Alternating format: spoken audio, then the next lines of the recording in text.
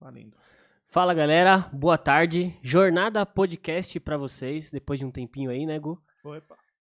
Queremos pedir desculpa pra vocês aí, a gente acabou tendo alguns empecilhos nossos aí, mas estamos voltando com tudo, tá?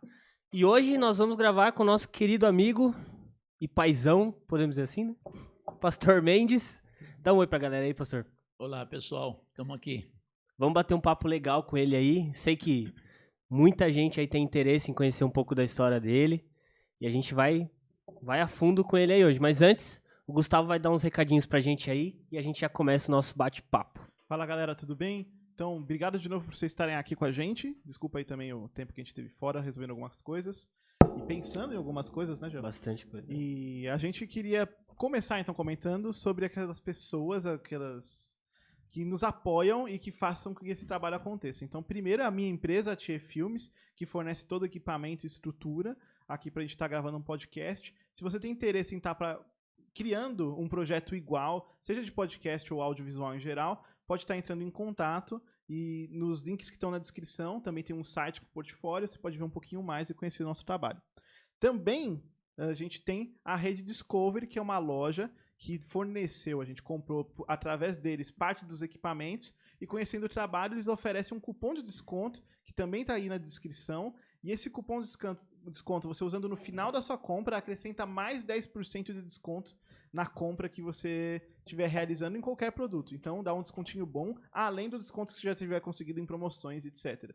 Então usa esse desconto, porque daí entra uma pequena comissão pra gente e a gente consegue garantir aí um valorzinho para fazer mais investimentos aqui no podcast, tá bom? Então, vamos lá, vamos começar.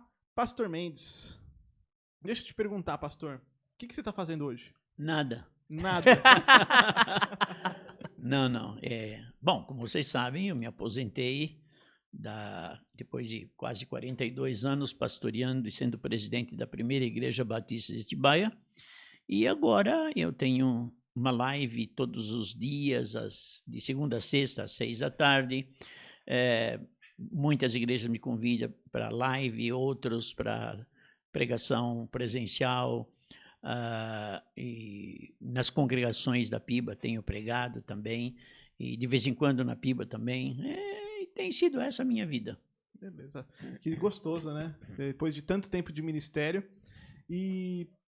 Pastor, conta pra gente então, como começou aí o seu ministério na PIBA, um pouquinho da sua vida, e também, um detalhe que eu não lembro de o senhor ter falado muito, mas assim, já ouvi algumas vezes, do seu testemunho, como que você conheceu a Jesus, como que foi essa situação? Ok, eu entendo que eu sempre, quando eu tinha 4 anos de idade, meus pais se converteram, e então eu nunca experimentei uma vida num lar sem Jesus, sem igreja. Então, a minha vida sempre foi praticamente na igreja. Então, nós que temos essa vida direto na igreja, não temos assim muito impacto de conversão. Mas eu me lembro de uma vez, lá no estado do Paraná, nós morávamos no sítio.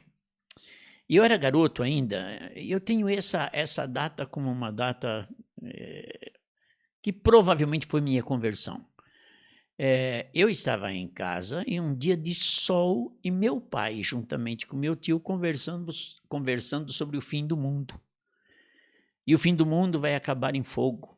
E eles falando sobre o fim do mundo e eu ali, e eu olhava para aquele sol de... Obrigado. Você falou saúde? Saúde. Obrigado. Saúde. E aquele sol de rachar mamona, e eu falava, deve ser hoje. E aquilo me trouxe um temor muito grande e, ao mesmo tempo, um alívio. Eu tenho essa data muito marcante na minha vida, mas eu fui ser batizado quando tinha meus 14 anos na Igreja Batista de Vila Prudente. Uhum. Então, essa experiência é muito marcante na minha vida. Não esqueço. E como foi que você entrou para o ministério em tempo integral? Ok, eu sempre fui muito atuante na igreja. Nos jovens, fui sempre presidente dos jovens. Aí, depois de casado, fui presidente da igreja, fui diácono na igreja, sempre muito envolvido. E o que aconteceu? Aconteceu que, nesse envolvimento, eu tive a confirmação do meu chamado, sabe como? Em que as pessoas, os membros da igreja, chegaram, Mendes, o que você está fazendo que não está se preparando para o pastorado? Você já é um pastor. Eu tenho isso como um grande troféu na minha vida, porque o pastor, ele não diz assim, agora eu quero ser pastor. Não. Primeiro tem o chamado de Deus, mas com o chamado de Deus vem a conscientização do corpo de Cristo, que é a igreja. Se tem uma igreja que tem um pastor e esse pastor não está exercitando um ministério adequado e a igreja começa a questionar se ele é pastor, provavelmente ele nunca foi chamado. Para mim, o corpo de Cristo é que autentica o nosso chamado. E aí a coisa cresceu. E eu estava trabalhando na Ford, isso foi em 1973 que a coisa começou a apertar, e um missionário americano chegou para mim, ele me chamava de Toninho. Toninho, por que você já não está se preparando para o ministério? 1973. E aquele dia eu falei, bom, eu vou encarar a coisa.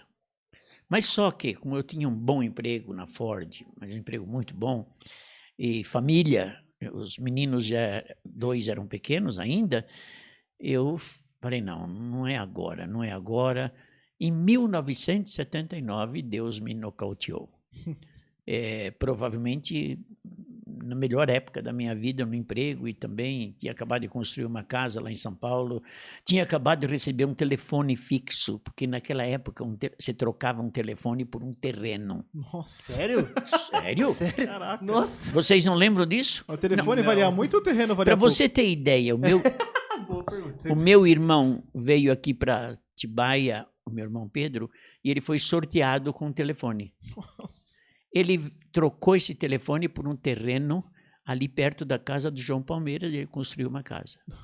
Caramba, mano. Por você ter ideia, era um negócio... Quando chegou um telefonema na minha rua, era o único que tinha telefone. Era o único, era um negócio... Quem telefonava?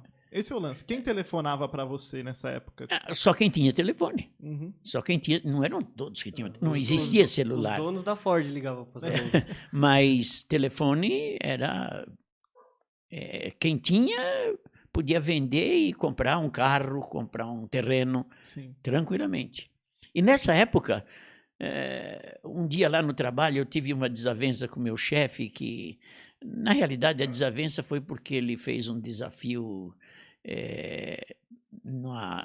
no campo da fé, Uhum. e eu bati duro nele, e ele bateu duro em mim, e naquele dia eu falei, chega. Aí cheguei em casa e falei, Cida, eu tenho algo para te dizer. Ela falou, se for para deixar tudo, eu estou pronta. E daí? Aí teve um grande milagre, que foi a saída da Ford. Sim. Que eu tinha praticamente estabilidade, e fui pedir para o meu gerente, falei, olha, eu preciso que você mande embora. Aí ele falou, então você já tem independência com a confecção, porque a Cida tinha uma confecção, juntamente com a Branca, e já tinha 6 funcionários, já estavam fornecendo para o CIA. Confecção do quê? De roupa? Roupa. Que legal. Roupa. E o que aconteceu? O meu gerente falou, então você conseguiu independência? Eu falei, não, eu vou ser pastor. Aí ele, como bom espanhol, lascou um big de um palavrão. Espanhol, a maioria é boca suja mesmo, né? A não ser os convertidos, mas espanhol é destramelado mesmo. Aí eu expliquei. Ele falou, então tem uma coisa. Eu não posso te mandar embora. Aliás, eu posso.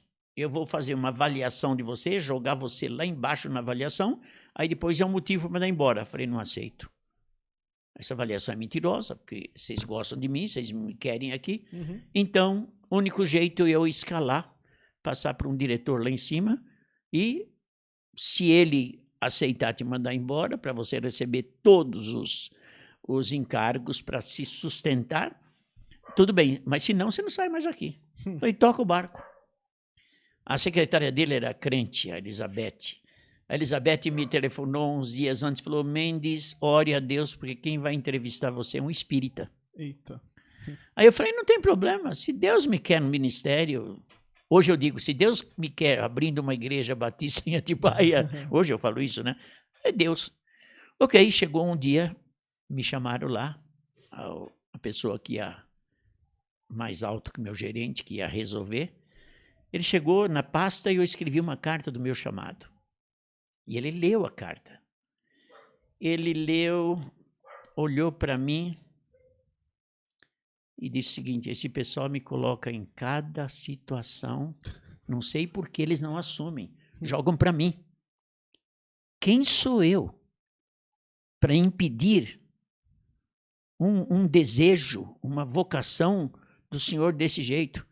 Não tem mais pergunta nenhuma, pode ir, eu assino. Nossa. Eu quase que eu falei, tá amarrado. Aquele tá amarrado. Durou acho que nem 5 minutos a entrevista. E com isso eu recebi toda a indenização da Ford, que foi o meu sustento durante 3 anos no seminário Palavra da Vida. Quantos na época, anos você ficou na Ford? na Ford, 20 anos. Uau. Qual que era a sua função lá?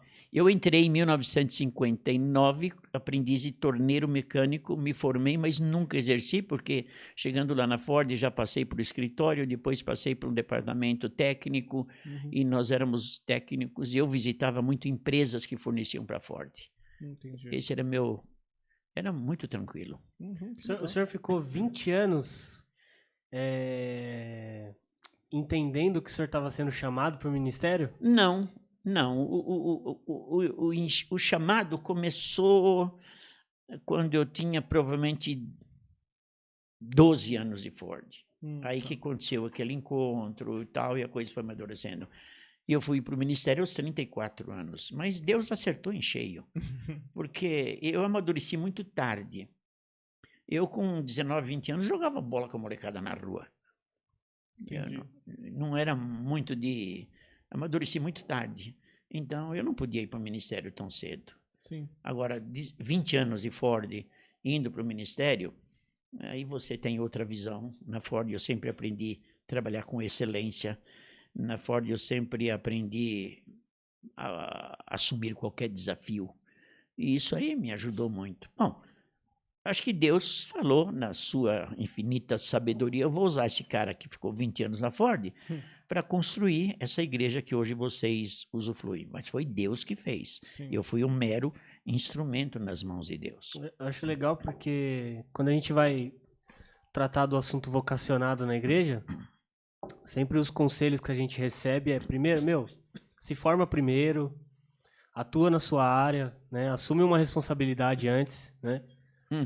Para você ver como que é, porque o ministério não é muito diferente, é assumir responsabilidade, Sim. dar a cara a pau, né? E você tem que conhecer o mundo aí fora, não na sua sem vergonhice, vai. Mas você tem que conhecer. Por exemplo, quando eu comecei o pastorado, vinha pessoas conversar comigo, trazer problemas, não me levava no tapa. É muito difícil. Por uma experiência de 20 anos numa indústria automobilística, que eu vivi no meio dos peões, aí depois passei para o escritório, já outro nível. E aquela história, a gente conhecia todos esses caminhos. Já era uma malícia, assim, que fala? Sim, eu vivi lá, Então, isso ajuda muito. E para mim, nunca teve impossível. Lendo a história, Napoleão diz que ele escreveu no dicionário dele, ele apagou a palavra impossível. Eu não vou dizer que eu fui o Napoleão, mas para mim não tinha impossível, não. Quando um dia eu estava no escritório lá, a igreja era na Albertina Meali Pires, aí eu falei, gente, não pode continuar aqui, só temos 1.600 metros quadrados. Levantei e fui falar com o Calegari, o prefeito de Atibaia. Você não quer fazer uma troca? A gente dá tudo isso aqui, você dá um terreno para nós.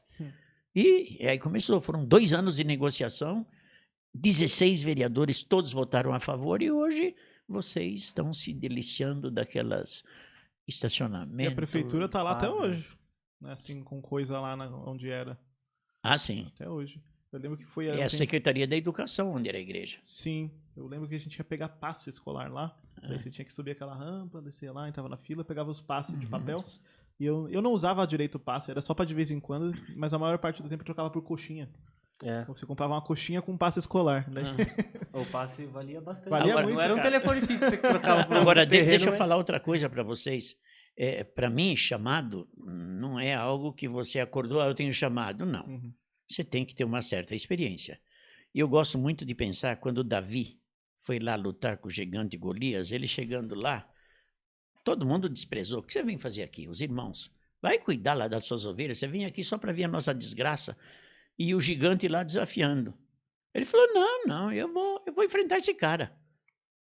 Como ele afrontou o Deus vivo? Não, você veio aqui só para... Quando todo mundo o criticava, ele apresentou o seu currículo. O que ele disse? Eu já matei leão, já matei urso, e não é esse cara que vai afrontar o Deus vivo. Acabou. Por isso, esses que têm chamado, eles têm que ter um envolvimento na igreja, tem que ter uma história para a igreja dizer, opa. E é melhor ainda quando a igreja fala, puxa vida, por que você não se prepara para pastor? Aí é Deus carimbando mesmo. Posso até falar, né, porque em 2019 eu estava perto de ir para Ipepiba, e numa quarta-feira um irmão que me acompanha lá me chamou para conversar, ele falou, Gel, eu tava orando por isso, né, e eu pensei em alguns pontos que talvez você não tenha refletido, né, e eu realmente não tinha mesmo. Aí foi quando eu fui procurar o senhor, procurei o Jeremiah, o Bird e o Ricardinho. E, cara, foi uma decisão muito difícil, porque eu tava perto de casar, já tava aprovado para Ipepiba. Aí o Jeremiah, porque a questão era, eu ia pra Ipepiba antes ou depois de casar? O que seria melhor? Aí o Jeremiah, né, falou assim, cara, eu acho que vai ser interessante, vai ser legal, vai ser bom pro crescimento no seu casamento você vir casado. Aí eu falei, tá bom. Aí eu conversei com o Bird e ele falou, cara, eu esperaria, casaria primeiro, teria essa experiência. Aí conversei com o Ricardo, aí o Ricardo falou, cara, se você casar ou não casar, você não vai errar. Aí eu falei, beleza, tô no 0-0. Aí foi quando eu conversei com o senhor lá e o senhor falou, ó, eu esperaria, criaria mais uma casca aqui na igreja e as coisas acontecem quando Deus quer e se Deus te chamar mesmo, vai acontecer, não tem jeito. Assim, foi uma decisão um pouco difícil porque eu sempre quis, né, eu tava vendo o meu envolvimento, mas realmente, assim, cara, quando Deus chama, você vai, né? É um ponto e você vai, as coisas ficam claras e essa experiência foi legal. Sim. E como foi construir uma história numa igreja? Porque esses dias eu estava conversando com um colega e ele estava falando, não, porque agora na nossa igreja tá vindo aí um cara ficar de pastor emérito até a gente pegar um pastor que vai ser fixo. E apresentaram o currículo do pastor e tal. E ele é um pastor que já passou por 17 igrejas. E dananã. E já foi, assim, pastor fixo em 4 e depois 17. Eu falei, caraca, mas eu falei, isso daí não é um bom sinal. Eu falei, cara, o negócio do cara é ir de igreja em igreja. E eu lembro de uma vez, eu acho que eu até cheguei a te apresentar formalmente. Na época de faculdade tinha um cara chamava Sérgio, já mais velho, e eu levei ele era da igreja metodista, não sei se você lembra dessa conversa. Eu levei ele para falar com o senhor no seu escritório, ele queria marcar uma reunião, te conhecer. E ele falava que o que ele menos gostava na igreja metodista é que os pastores nunca ficavam fixos. Você, depois de um determinado tempo, saía. E daí, a gente vê o senhor, a sua história, ficou a vida toda numa igreja, tipo o Pelé, né? Jogou a vida toda num time. Então, me conta como que foi participar e viver a construção de uma igreja que se tornou uma grande igreja hoje e por que essa opção de não, vou ficar só aqui, não vou passar o bastão antes da hora e tudo mais? Ok. Uma coisa que é bom você salientar é que quanto mais tempo você fica numa igreja, agora depende do pastor, tem pastor que não consegue porque a igreja não aguenta mais o cara, tem esse lado também. Quanto mais tempo você fica na igreja, mais tempo a igreja tem para avaliar você e saber se você realmente é confiável, se você é realmente uma pessoa íntegra. E quando você ganha a igreja, qualquer desafio que você lançar, a igreja vai junto com você. Vocês viram, nós temos cada desafio na igreja que seria impossível para alguém que estava ali 2, 3 anos na igreja. Então isso é fundamental. Na época de levantar o prédio do Piba Kids ali, cara. Sim. Nossa, cada domingo era Cada uma domingo. festa ali. Sim. Sim, o pessoal vai. Mas por quê? Porque o pastor Mendes está com a gente 20 anos, 15 anos, 30 anos. E olha a obra que está acontecendo. E eu vim também de uma empresa que eu falei para vocês que prima pela excelência. E, meu amigo, desafio para mim, não existe impossível. Vocês sabem que quando nós fizemos a troca com a prefeitura, no dia que eles aprovaram, no dia seguinte entregamos as chaves e ficamos na rua. Verdade, né? Porque lá tava terreno vazio. Não tinha nada lá. Tinha mato, né? E eu falei para os vereadores, vocês aprovaram na segunda, na terça eu entrego a chave. Por quê? Se você pedir mais 6 meses, 1 ano, os caras já engrossam, né? Sim. Aí o que fizemos? Alugamos um ônibus e tínhamos culto lá no ginásio da Palavra da Vida. Aí chovia, o ônibus encalhava, e correndo, aí fizemos o esqueleto lá do ginásio, logo a gente estava dentro. Então, você tem essa grande vantagem de ficar um bom tempo na igreja. Agora, por outro lado, você tem um problema. Um pastor, agora eu vou pegar duro, um pastor que não tem uma boa orientação como expositor da palavra, ele fica 5 anos e vai embora da igreja. Sabe por quê? Acabaram os sermões. Agora, quando você é expositor da palavra, mesmo que você prega o Salmo 30 2, 3 vezes, nunca vai ser igual. Você sempre pega um ângulo diferente, porque você se debruça na palavra de Deus. Por exemplo, eu preguei o Salmo 30 domingo passado. E eu estava vendo, já estamos quase alcançando 1.700 visualizações, eu acho que é recorde. E já tinha pregado lá. Agora, o meu estilo é sempre uma mensagem extremamente prática. Sim. Extremamente prática. Porque se eu estou pregando e tem um garoto de 10 anos, 8 anos, ele tem que entender. Ele tem que entender. Não sei se eu respondi a sua pergunta. Responde. Isso é curioso, porque teve uma vez que eu estava na minha época de adolescente e eu estava ajudando o pessoal da igreja a passar as fitinhas de áudio das pregações para CD. E daí a ideia era passar de CD depois para fazer o arquivo digital. E daí eu tava nesse trabalho aí com as fitinhas lá, milhares de fitinhas, e daí tava tudo separado. Primeiro a gente separou tudo. Depois que a gente separou tudo por livro, a gente viu que a igreja já tinha pegado a Bíblia inteira algumas vezes. Sim. Que já tinha pregações de outros pastores e tal. Então, tem essa primeira coisa que é curiosa. Daí eu falei, eu vou escolher o livro que eu quero ouvir, né? Porque eu tinha que ouvir tudo pra daí, enquanto passava pro CD, ficar esperando. E daí eu lembro que eu comecei por Apocalipse, porque eu nunca tinha ouvido pregação em Apocalipse até então. E daí eu comecei a ouvir. E daí eu ouvi a pregação, a primeira, tipo, do primeiro capítulo, de 1 ano. Só que tinha Apocalipse de um outro ano, do Senhor também. Falei, vamos ouvir de novo, vamos ver se tá igual. E, cara, totalmente diferente. Era outra pregação. Assim, bíblica, do mesmo jeito, não tinha nada inventado, mas a forma da aplicação foi diferente. Sim, sempre. Isso é muito engraçado, como Nunca a Bíblia é igual, é viva, né? Nunca é igual. Nunca. Conhecendo a história da igreja, assim, porque, por exemplo, o senhor já está há 42 anos no ministério. Conhecendo a história de cada pessoa, porque eu acredito, quando o senhor está lá de cima, o senhor começa a ver aqueles rostinhos ali, o senhor conhece a história da maioria ali. Já sabe onde todo mundo senta. Além de conhecer, participei da história. Tem caso ali que eu apresentei como bebê, aí a pessoa cresceu, eu casei, teve nenê e eu apresentei o nenê. Batizou no meio do tempo, né? Batizou também. Nossa, que... Eu tenho uma pergunta. Eu sempre tive dúvida. O senhor começou sozinho na Piba? Ok. É o seguinte, quando eu cheguei na Palavra da Vida, lá na estância tinha um amigo nosso que estava morando lá. E ele estava frequentando, pessoalzinho, era um grupo de 22 pessoas aproximadamente. E quem estava dando estudo era o pastor Carlos Lackler. Hoje ele está com 95 anos, morando nos Estados Unidos. E o pastor Carlos Lackler morava em São Paulo, tinha uma casa aqui, mas morava lá e dava aula na Faculdade Teológica Batista do estado de São Paulo. E esse meu amigo falou, pastor Carlos, tem um cara que vai começar a estudar aí na Palavra da Vida, cara me jogou lá em cima, né? Aí o Lacre falou, eu quero conhecer, porque eu preciso de alguém aqui, porque eu vou embora. Eu fico... E aí me chamou e começamos juntos. Legal. Agora isso desdobra a minha outra pergunta. Como que foi o processo do senhor juntar essa equipe que está lá hoje? Ok.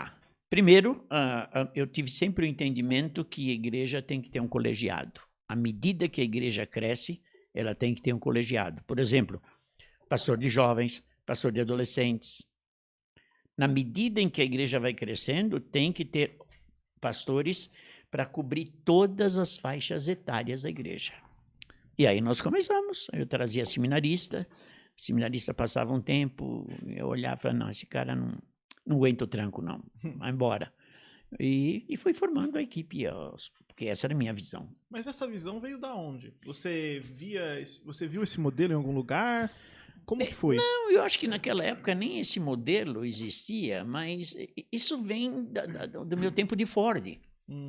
Tempo de Ford, você pegava os organograma, então no organograma você tinha o gerente, depois esse que ajudava aqui e ali, e não adiantava o gerente querer fazer tudo, de jeito nenhum. Então isso veio crescendo. Claro que na época eu via alguma coisa, mas não tinha muita coisa, não tinha muitos livros escritos, era muito pouco. Hoje não, hoje o cara tropeça em livros aí. Sim. Você começou a falar de aposentadoria tem bastante tempo. 5 anos. 5 anos. Eu lembro porque você está começando a pensar na aposentadoria e você já tinha conversado, acho que com a gente na escola de pastores, sobre, um pouquinho antes também, sobre como você estava imaginando fazer esse processo e tudo mais.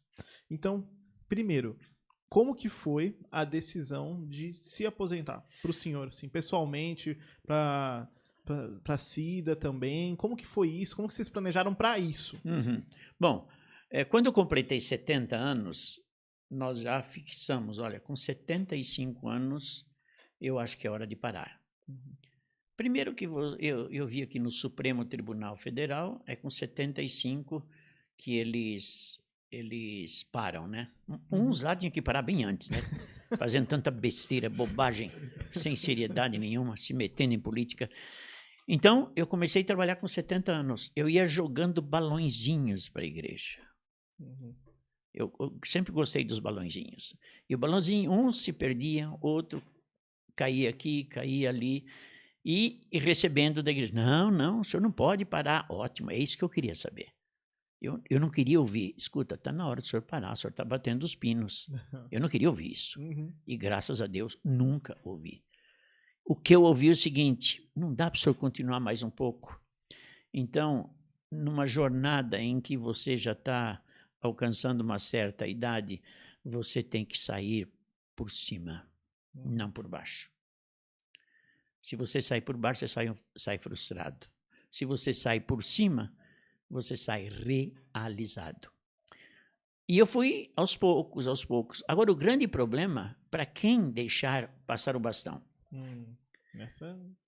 Aí, primeira coisa que eu fiz, eu vou buscar o Ricardinho e trazer para cá. Fui lá em Socorro, falei, olha, eu pretendo parar daqui a uns anos e o Ricardinho está no meu plano também.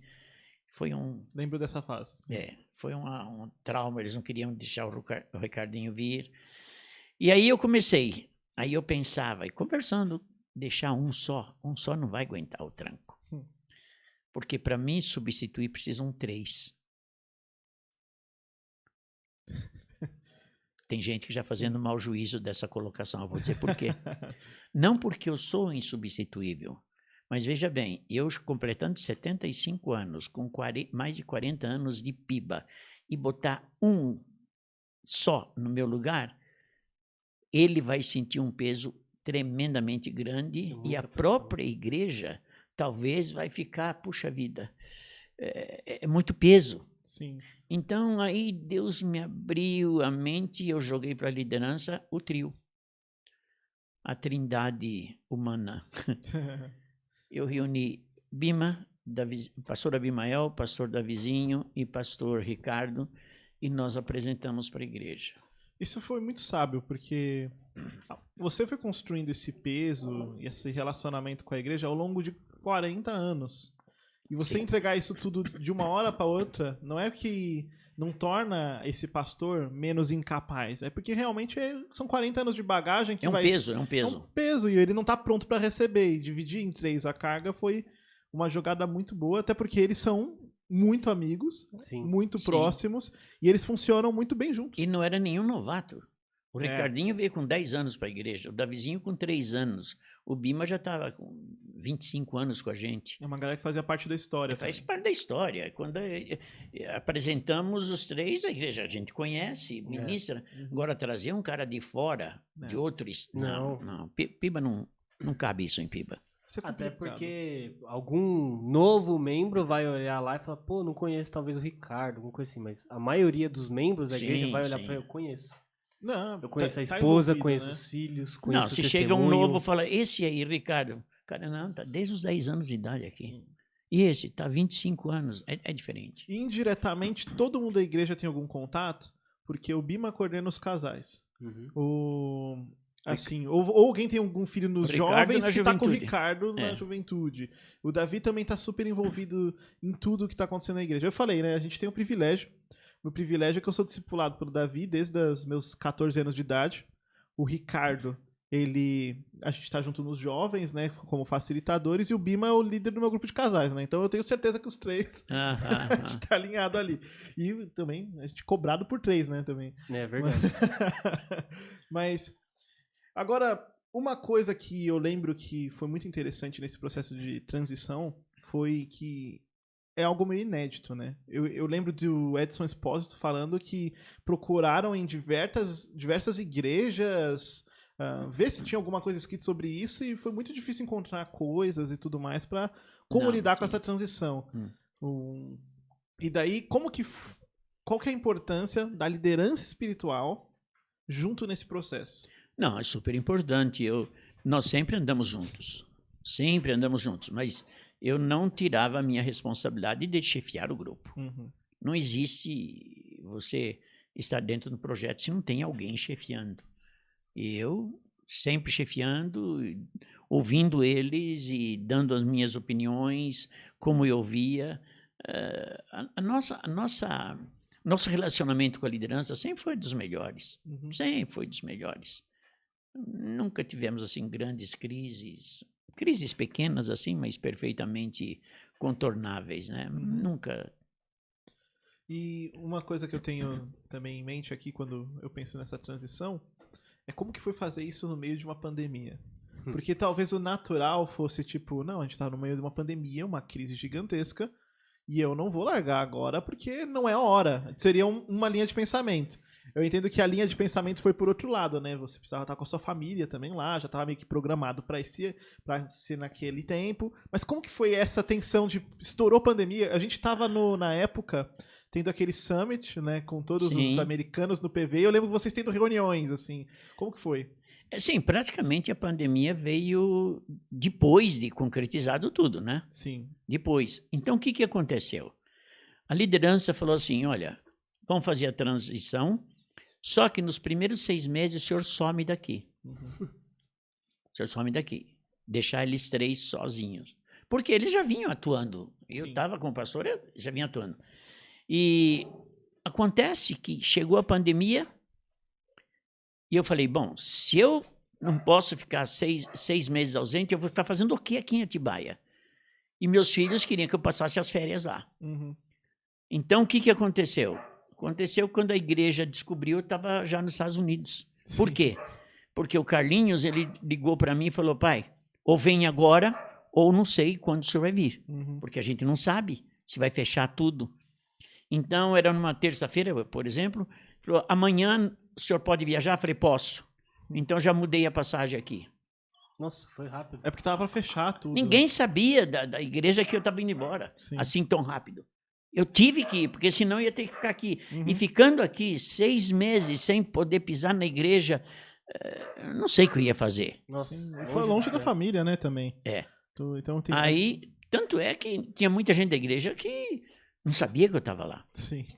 Eu saí quase que fugido, né? Foragido, né? Foragido. Refugiado. Essa foi a...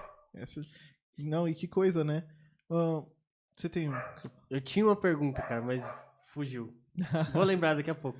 Ok. Na minha idade isso muito acontece. Agora na sua... Eita. Ah, deixa eu ver. Eu ia falar também sobre a transição, qual que é a importância assim para o senhor de como que montar adequadamente uma liderança que você pode confiar nesse nível?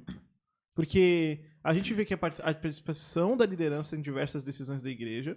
Então, como que você constrói uma liderança tão confiável? Porque eu vejo hoje muitas igrejas que, ao contrário, muitas vezes a liderança acaba formando um motim, tira pastor, põe faz aqui e tal, viram facções assim dentro. E eu já vi, não, o líder, o presidente da igreja é o diretor da liderança espiritual. É o cara que manda na liderança espiritual. Ele é o presidente, o pastor, ele é só pastor, tá só pra pregar. Como que funciona essa dinâmica? Não, esse é um modelo totalmente furado. A liderança, ela não pode sobrepujar, os líderes espirituais sobrepujar a liderança do pastor.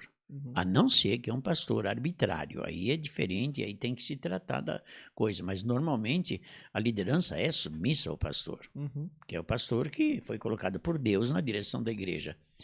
Agora, o grande sucesso da nossa liderança é que nunca colocamos alguém sem todas as qualificações que a Bíblia pede.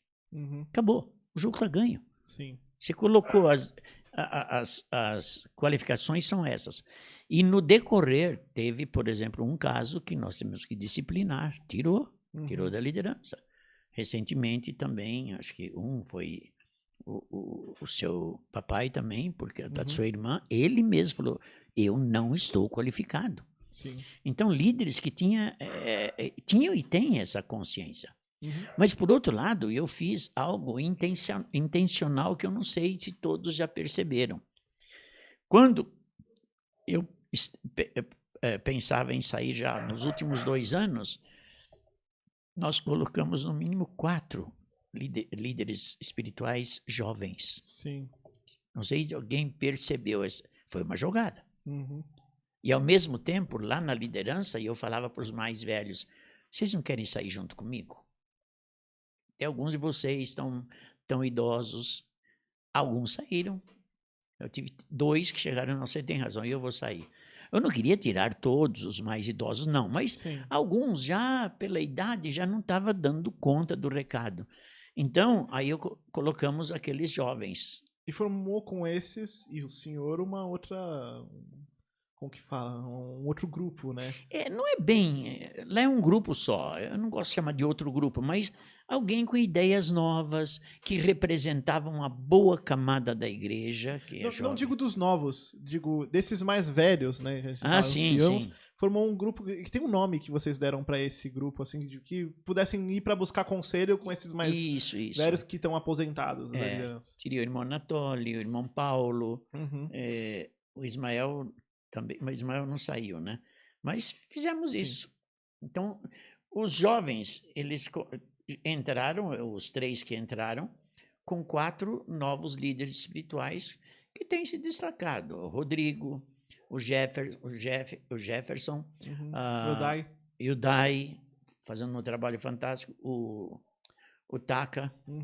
Então, nós já colocamos.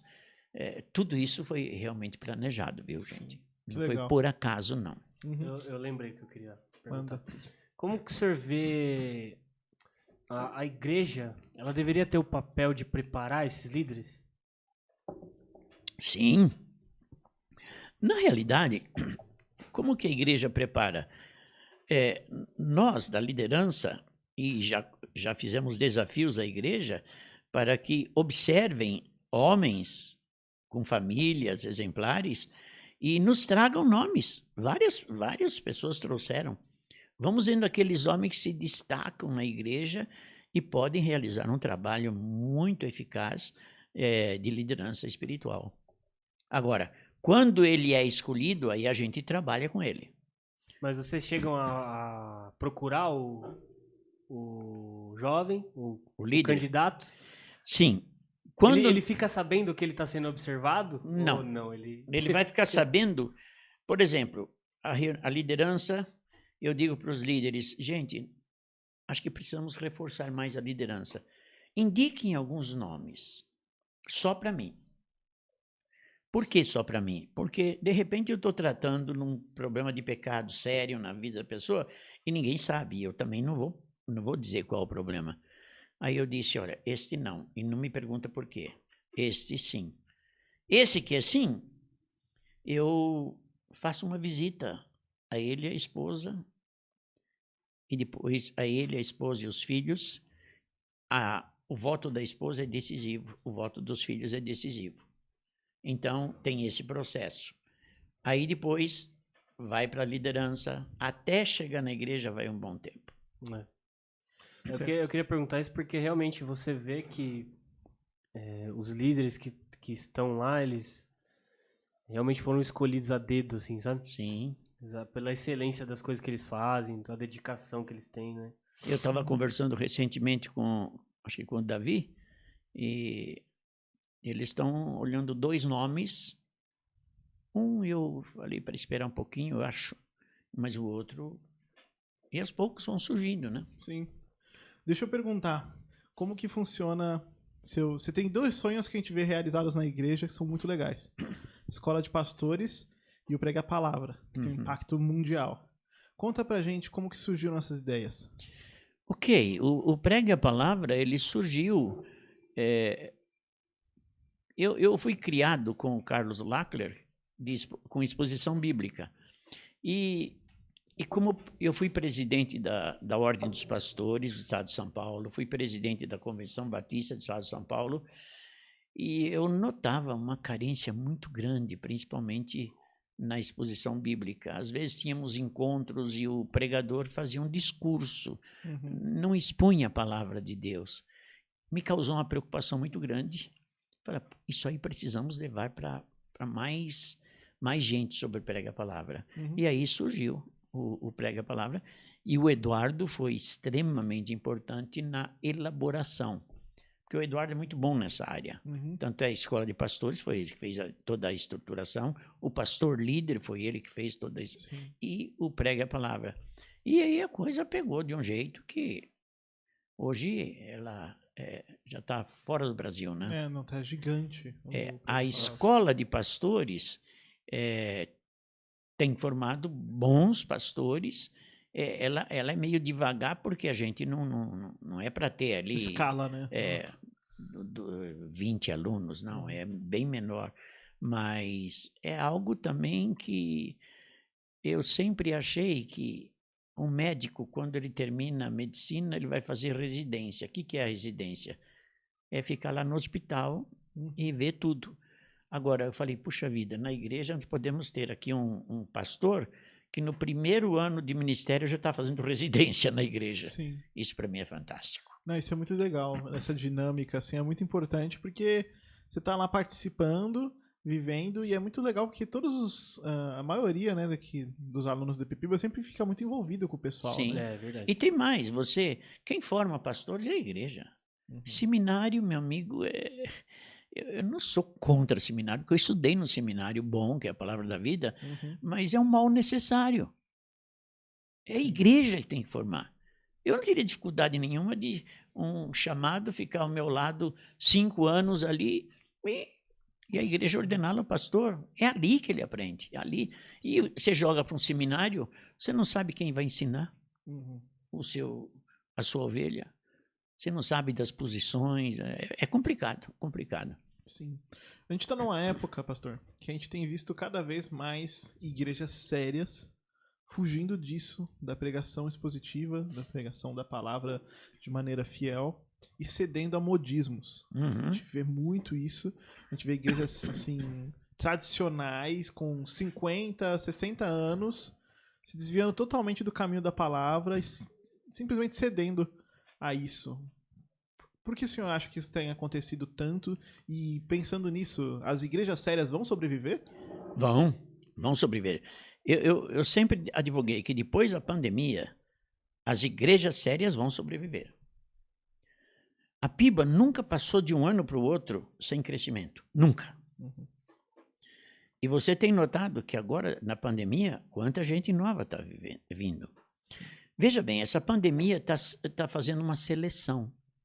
Quantas pessoas que foram iludidas por milagres, compravam feijão lá de um safado que fazia milagre, outro fazia isso, e não aconteceu milagre nenhum. Muitos morreram. Alguns pastores desses aí pegaram o Covid, né? Pegaram o Covid. Então, o que acontece? O povo está desiludido. E o desiludido, eles vão procurar algo consistente. Então, a igreja que vem ao longo do tempo, na sua história, com exposição bíblica, colocando os membros numa vida cristã saudável, vai crescer. Vai crescer, ninguém segura. Agora, por outro lado, você tem essas igrejas que talvez cujo pastor não seja um expositor e a igreja começa a cair, então começa a inventar moda. Aí pinta de preto a igreja, aí inventa um nome em inglês. Nome de coisa. Eu falo que igreja com nome de coisa, você tem que ficar com o olho. Nome de coisa e nome de número. Eles não chamam mais de igreja, chama comunidade, depois inventa outro nome. Gente, foge do nome, né? Tem cada nome, é só para chamar atenção, só para chamar atenção. Sim. E é o que é como evento, né? Sim, acaba sendo um evento. E é engraçado porque hoje, quando você vê lá as apresentações hoje de domingo lá dos novos membros, as pessoas que estão no caminho para batizar, todos a seriedade com que essa igreja leva com a palavra. Todos. Eles nunca viram a piba deixando de ser piba. Nunca. E essa seriedade, ela é uma coisa que tá muito a nosso favor quando jogam acusações contra a gente. Né? Sim. A piba já teve algum problema sério com relação a outras igrejas batistas por conta da seriedade dela? Sério não, mas já, por exemplo, tem igrejas batistas que não me convidam para pregar. Não me convida. E também eu nem sei se iria bom me convidar, porque eu ia ficar lá numa saia justa, mas eu não ia deixar de falar. Só uma experiência, me ligou uma época aí, um pastor, não, um líder da igreja, falou: pastor, nós vamos ter um retiro de casais, e nós estamos com 3 nomes, e o senhor é um deles. Só que antes de definir qual, a gente está ligando para ver se nessa data está disponível. E deu a data, eu falei: sim, nessa data até agora eu não tenho nada. O senhor pode segurar por 15 dias? Eu falei: posso segurar. Aí eu falei: qual é a sua igreja? Quando ele falou o nome da igreja, eu falei: você falou para o seu pastor que você ia me consultar? Eu falei: não. Eu falei: então, daqui 15 dias você vai ligar: pastor, muito obrigado, mas foi outro escolhido. Eu não vou ser escolhido. Mas como assim, pastor? Espera 15 dias. Essa igreja, o pastor da igreja é a favor do divórcio e tinha um auxiliar, que era o irmão dele, divorciado e recasado. Você acha que ia convidar o pastor Mendes? De jeito nenhum. Entendi. E você já conhece, né, o pessoal? Sim, eles conhecem meu posicionamento. Como que foi essa fase de estar à frente dessas duas, como chama? As convenções que você falou. Foi muito interessante. Nos 2, Deus me deu a graça de ter muito sucesso. Muito sucesso. Foi porque eu acabei com aquelas sessões pela ordem. Peço a palavra. Eu falei: não, aqui vai ser que nem na igreja. Você quer falar? Pode falar. Você também quer falar? Eu baguncei. E o pessoal vibrava. Por exemplo, quando eu fui presidente da Ordem dos Pastores, a gente tem um retiro anual lá em Sumaré. E normalmente, os mais tradicionais, vamos compor a mesa agora. Vem o vice-presidente, vem outro, aquela formalidade. No meu primeiro cheguei lá: gente, vamos começar o nosso retiro, só que eu vou chamar agora aqui, a diretoria fica onde está aí. Eu vou chamar todos os pastores que têm menos de 50 membros na sua igreja. Bem humilde, lutando, vem todo mundo sentar comigo aqui. Acabou com tudo aquilo. Acabou. Distribuía livros, toda a editora. Escuta, a gente vai expor aí, a gente tem que pagar? Eu falei: tem. Eu quero que você dê pelo menos 10 livros para distribuir aqui. E para quem eu distribuía livros? Para os pastores. Quantos aqui tem, no máximo, um sustento de 2 salários mínimos? Levantar a mão. Vem aqui, pega um livro aí. só peão. Uhum. Só peão, mal dizer, né? Mas a turma vibrava. Foi um show. Só que, quando tinha a sessão da ordem para receber novos pastores, eles estavam aceitando divorciados e recasados. Só que eu fazia o seguinte, apresentava isso aqui, falei, você divorciado ou recasado? Sim. Então eu passo a palavra ao vice-presidente, aí o vice-presidente pedia a votação e eu lá do plenário era o único a votar contra. Aí eu votava e assumia a presidência. E o pessoal sempre me respeitou muito. Sim. E como que é meio que ser... A gente sabe que é pelo certo, mas ser oposição nessas horas?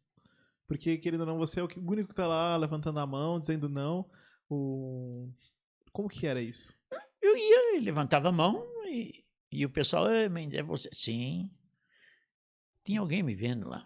Sim. E eu sempre falava para eles. O dia que eu chegar lá, ele abria a minha malinha lá de ensinamentos bíblicos, e eu passo tranquilo. A convicção, né? Convicção. Agora, por que a convenção cedeu a isso? Porque, assim, tem muita discussão sobre, por exemplo, recasamento e tudo mais, mas divórcio, pra mim, tá muito claro.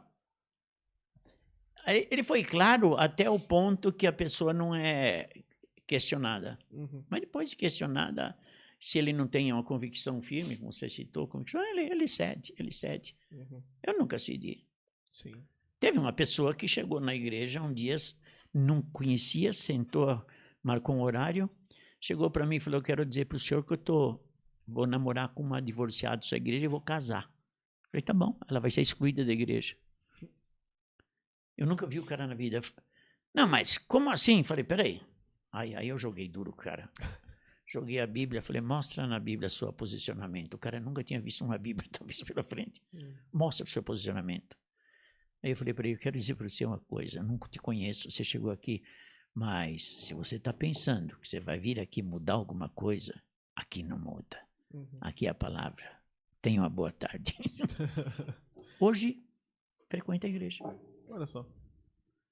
É interessante porque a pessoa quando ela vai pensar, eu tenho certeza disso, a pessoa quando ela vai pensar em ir para Piba, como a Piba já tem uma certa fama aqui na cidade, a pessoa já sabe que se tem alguma coisa errada na vida dela, que lá ela não vai continuar com aquilo. Não. Lá ela vai ser confrontada, cara. Ou ela não vai, ela vai para alguma igreja que aceita tudo, né? Aceita o que ela vive, ou ela fala assim, não, eu quero realmente abandonar isso, vou aceitar o que a igreja vai me passar e eu vou...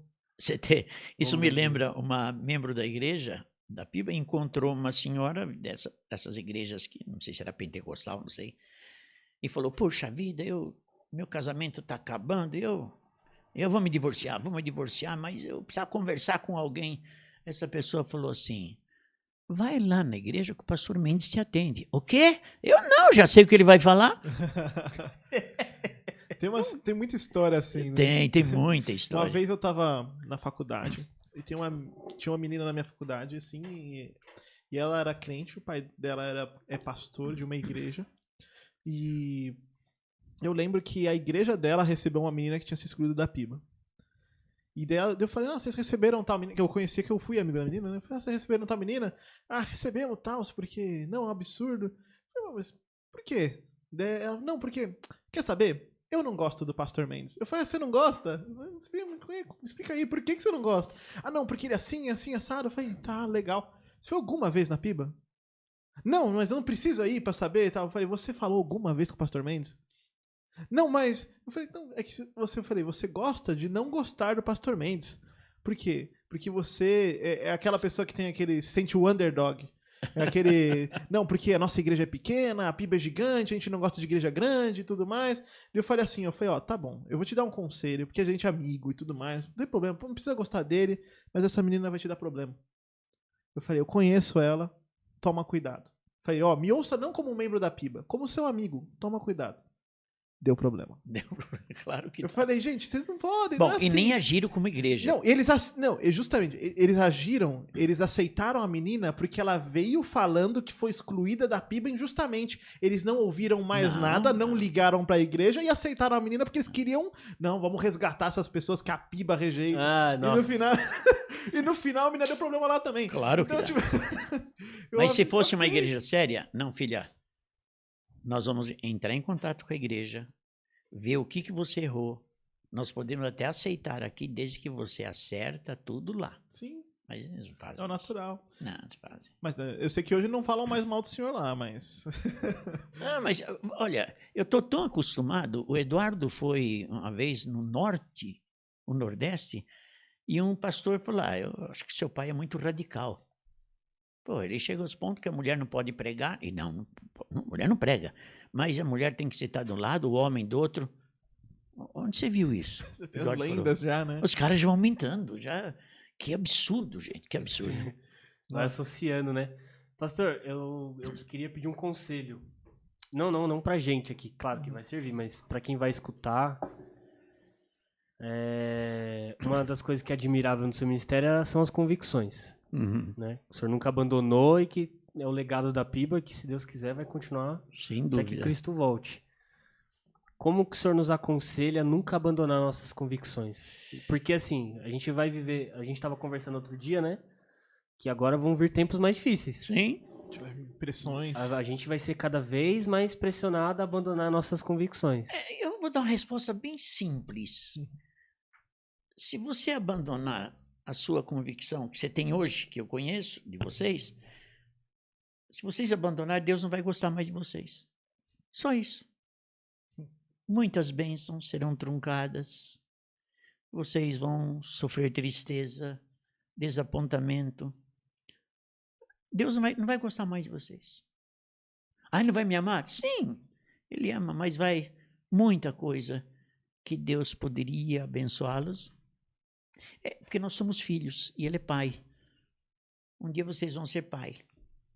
Aí você vai querer sempre agradar o seu filho. Então, por exemplo, divórcio, Deus odeia. Então, quem ama o divórcio... Por exemplo, vamos supor, se vocês optam por divórcio um dia, vocês perdem totalmente a integridade de vocês. Eu tenho uma definição de integridade que é muito boa, que eu li num livro. O autor é Ted Engstrom. Ele diz assim, integridade é você fazer aquilo que você disse que faria. Um dia você foi diante da igreja, deu profissão de fé. Um dia você, diante da igreja, você falou para sua esposa, seja na dor, seja na tristeza, na pobreza, na riqueza, até o fim. Agora, se você divorcia, você não é um homem íntegro, porque você deixou de fazer aquilo que você disse que faria. Então, abandonar a convicção, eu diria que é abandonar a Deus. E aí Deus tem várias formas de tratá-lo, né? Tem disciplinas severas de Deus. E normalmente Deus, se você é realmente dele, ele vai te trazer, talvez, até pela dor. Até pela dor. Eu não aconselho você nunca deixar as suas convicções. Deus não gosta. Sim. E se ele não gosta, rapaz, não é nada bom, viu? Porque nós somos sempre chamados a fazer a vontade de Deus. 1 Tessalonicenses 5:3. A vontade de Deus é a vossa santificação. Essa é a vontade de Deus. Eu lembro, o senhor falou isso num culto de quarta-feira, acho que um bom tempo atrás, não lembro quanto tempo. Que o piedoso é aquele que faz o que deve ser feito. Sim, esse é o piedoso. Eu nunca esqueci isso aí. E temos o manual do nosso fabricante, gente. Sim. Agora, pastor, 40 anos de ministério. Deve ter muita história louca aí pra... Conta uma pra gente aí, que vem assim na sua cabeça. É uma história louca. Aliás, tem duas, mas uma foi que eu fiz uma pastoral sobre o homossexualismo e uma pessoa me ligou, não é da igreja, disse que não é, mas pegou o boletim da igreja e tentou fazer algumas ameaças Mas ele falou, eu não sou homossexual, mas meu irmão é. E eu não concordo com o que o senhor escreveu. Soltei os cachorros em cima. Falei, primeiro, toda essa braveza sua, eu quero ver se você vir fazer aqui perto comigo. Por telefone é fácil. Vem aqui. Vamos discutir. Nada de ser agressivo, na palavra. E vou dar um recado, eu não tenho nenhum medo de você, tá? Nenhum medo. Sumiu. Sumiu. Outra situação foi que a pipa sempre cresceu e teve uma época, eu não vou dizer qual igreja, mas era do ramo mais, não sei se é pentecostal, neopentecostal, começou a espalhar que o pastor Mendes construía tudo aquilo porque o pastor Mendes era maçom. Nossa. Sim. O que eu fiz? Eu tirei, acho que 5 cópias de CD de uma mensagem que eu fiz sobre maçonaria, colocar maçonaria do diabo. E distribuí, mandei entregar para esses que eu nem sabia, alguém sabia quem era, e uma delas caiu numa loja maçônica. Putz. E aí, eu não vou entrar em detalhes, mas começou uma certa perseguição. Nossa. E um maçom me disse o seguinte, pastor, cuidado, eles sabem tudo sobre o senhor. Eu não entendi aquilo como uma ameaça. Mas aí começou a surgir algumas coisinhas assim, aí eu falei para esse ex-maçom, eu falei, olha, dá um aviso para eles. Fala que o poderio meu financeiro não consegue combatê-los, mas fala para eles abrir o olho que, meu Deus, vai pegar um por um. Um por um. E ai deles quando o senhor pegar. Acabou, sumiu. Nunca mais tive problema. Convicção. Convicção. E Deus ia pegar. Opa, Sim. não tem a menor dúvida. Com certeza. Outra coisa gozada, um senhor bem idoso, era membro da igreja, estava fazendo lá um serviço, caiu, a mulher me ligou já, de 80 e poucos anos, e eu tinha um Fiat pequeno lá, como chamava aquele? 147? 147. 147. 147. E fui lá e fui pegar o homem para levar para o hospital. Eu peguei o pulso, eu não achava o pulso, falei, mas eu não vou chutar que o homem está morto. E o Fábio era um adolescente, estava comigo. E carregar o homem até o carro, aí ia passando um senhor na rua, vem me ajudar. O cara estava bêbado, quase que a gente teve que ajudar o bêbado também. Aí sentei o velho no banco de trás e o Fábio foi lá segurando o velho. Entrei na Santa Casa, olha, socorro aqui e tal. Fiquei esperando, daqui a pouco sai o médico. Bonito, hein? Você me traz o cara morto aqui? Eu falei, seu doutor, eu cuido de vivos. Para saber se é morto, é o senhor que tem que definir. Ficou bravo. O velho estava morto já. Nossa. Você sabe, quando você pega no pulso, você parece que tem, parece que não. Falei, vamos levar para o entendido, vai assim. E teve outro caso que a mulher me chamou e falou, pastor, meu marido morreu. Eu fui lá, ele estava no chão. E era durante o dia. Fui lá e o médico, eu não vou dizer o nome do médico aqui, liguei para o médico, e ele falou assim, pastor, mas ele está morto mesmo? Eu falei, tá morto, já vi, fiz tudo o que tinha que fazer, dei uns tapinhas Você sabe que isso aqui é fundamental, né? Não. Sim, então vocês vão aprender agora. Fiz tudo, tá bom, então fala para ela passar aqui e pegar o atestado de óbito. Eu dei o atestado de óbito, porque eu falei que ele estava morto. Sim. Aí na noite, foi para a igreja o corpo, e ela passou, mas será que ele está morto? Aí tinha um médico visitante lá, falei, doutor, vai falar para ela que ele está morto. Ele foi lá e falou, está morto. Então eu cheguei a dar um atestado de óbito. Coisas não sei se vocês sabem, quando o último Papa morreu, eles chamam o médico, ele vem com um martelinho de ouro e bate aqui. Para você saber se o cara piscar, é que ainda está com os... Entendi. Nossa, não sabia, não. Um membro da igreja, o Dalto, eu estava no Hospital Novo, quando ele deu o último suspiro, eu chamei o médico e falei, olha, partiu. Aí o médico chegou, fez isso aqui. Que coisa. Aqui na testa. Se piscar é porque tá vivo. Se piscar ainda tem sinais vitais. Cara, que coisa. Então, se eu cair aqui um dia, você já... Procura no santo Google aí, E você perguntar sobre o Papa, tem um cara que vem com martelinho de ouro. Mas eu lembro de quando o seu Durvalino, ele morreu na igreja. Na igreja. Eu digo que eu sou a última pessoa que falou com ele, porque eu sempre chegava na igreja, eu conversava com ele. Eu falei, seu Durvalino, tudo bem? Ele tava de pé e tava indo pro banheiro. Eu falei, Durvalino, você tá bem? Eu falei, tudo bem, tá. Ele falou, tô bem, tive uma boa semana. Ele falava assim, era o que gritava, né? por causa Ele da gritava porque projeção. ele é surdo, né? Teve uma assembleia que ele não acabava a assembleia e ele gritou, quero comer! No meio de uma assembleia, o pessoal ouvindo. E daí, tipo, eu lembro que eu falei, eu tô indo pro banheiro, eu falei, então vai lá. Daí, tipo, ele foi pro banheiro, deu 4 passos, morreu. Eu falei, não, as últimas palavras dele foi estou indo no banheiro, foi o que ele me disse. Pelo menos pra mim, foram essas últimas palavras. E daí eu lembro que tinha rolado uma movimentação e teve, né, que teve o médico da igreja que deu o atestado, tudo no dia. Mas, cara, que loucura. E tem histórias aí. Se eu ficar contando as histórias aqui, nós vamos passar. Eu queria saber só mais uma coisa. Eu tenho certeza que isso é super importante da gente falar com o senhor. A importância da Dona Cida no ministério do senhor.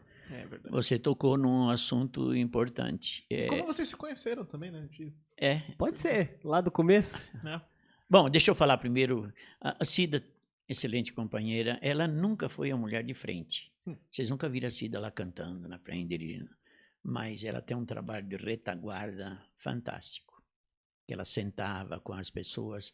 E essa é uma esposa ideal para um pastor. A esposa não pode ser camisa 10. O marido tem que ser o camisa 10, né? E ela foi sempre muito, muito... devo ela. No começo, só para você ter ideia, quando eu cuidei da PIBA no começo, logo que eu cheguei, teve uma época que eu era pastor da PIBA, diretor de uma área no seminário Palavra da Vida e aluno da Palavra da Vida. Tá. Ao mesmo tempo? Ao mesmo tempo. Ok. E quem fazia as visitas para mim, saía correndo durante o dia, era a Cida. Era a Cida, eu saía correndo visitar tinha pouca gente, né? E ela que fazia isso.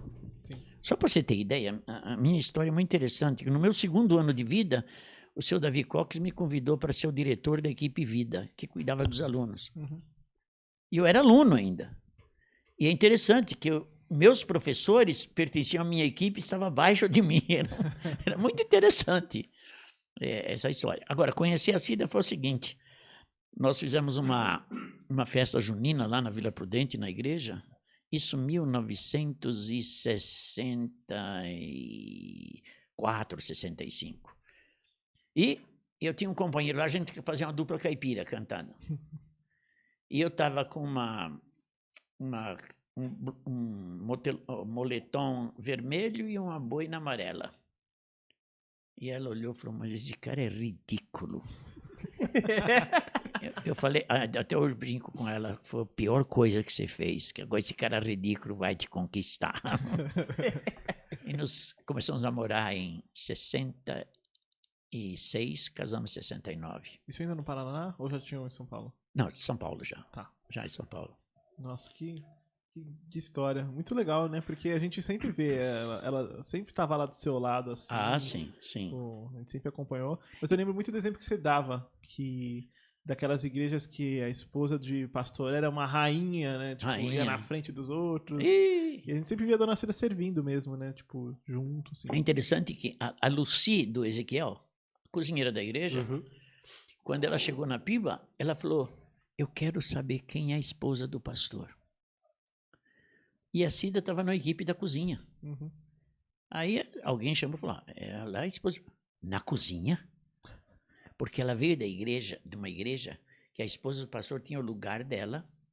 Na hora da comida, tinha almoço na igreja, o pastor ia comer no outro salão, que era uma comida diferente da casa do...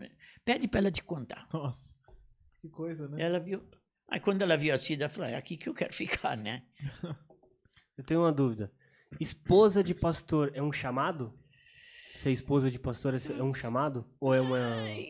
Eu fico com dificuldade de dizer que é chamado, porque a Cida nunca quis ser esposa de pastor, mas quando nós recebemos chamado, estou junto. Entendi. Porque a esposa é ajudadora. Sim. Ela pode ter o chamado, mas Se ela é uma ajudadora convicta do papel dela, onde o marido for, ela vai. Ela vai. Né? Ainda mais tendo em vista que, pelo que o senhor falou, de já estar confeccionando roupa para CIA e tudo Isso. mais, ela também abandonou a carreira para entrar nessa. Abandonou. Então, é realmente uma... Mas ela é sempre envolvida na igreja, dando aula para criança, sempre envolvida. Sim. Porque eu vejo, como a gente está nos jovens, né, mais perto da liderança, tem meninas que falam assim, eu não quero casar com um jovem que tem chamado para ser pastor, porque eu não quero ser esposa de pastor. Tomamos muito fora por causa disso, né? De fato. Acontece mesmo. Pastor, muito obrigado por compartilhar um pouquinho da sua história aqui. Ok. Foi bom estar aqui com vocês. Se alguém tiver interessado em ver essas lives que o senhor tem feito às 6 horas, como que é? É pelo YouTube, pelo Facebook. Pelo Facebook, só procurar Antônio Mendes. Antônio Mendes. Perfeito. Porque o nome dele não é Pastor Mendes. Fica a curiosidade aí, o nome dele é Antônio Mendes Gonzalez. Antônio Mendes, Que pra muita gente virou Pastor Mendes, né? Virou Pastor Mendes. Pra alguns na igreja é o Mendão, né? Mendão. Os corajosos. Agora é vovô pastor, né? Vovô pastor. Muito bom. Então você pode procurar então no Facebook, eu vou deixar na descrição aqui do vídeo, também outros links que nos... É de segunda a sexta, às 6 da tarde. Perfeito. E é 10, 15 minutinhos só. Negocinho bem... Eu não gosto de live comprida. Tá fazendo algum livro específico? Estamos agora em 1 João. Muito legal. Perfeito. Então vai estar aí na descrição. Muito obrigado pra você que ouviu a gente até aqui. Valeu, Gel. Eu que agradeço. Valeu. Até a próxima, pessoal. Tchau, tchau. Tchau pra vocês. Ok.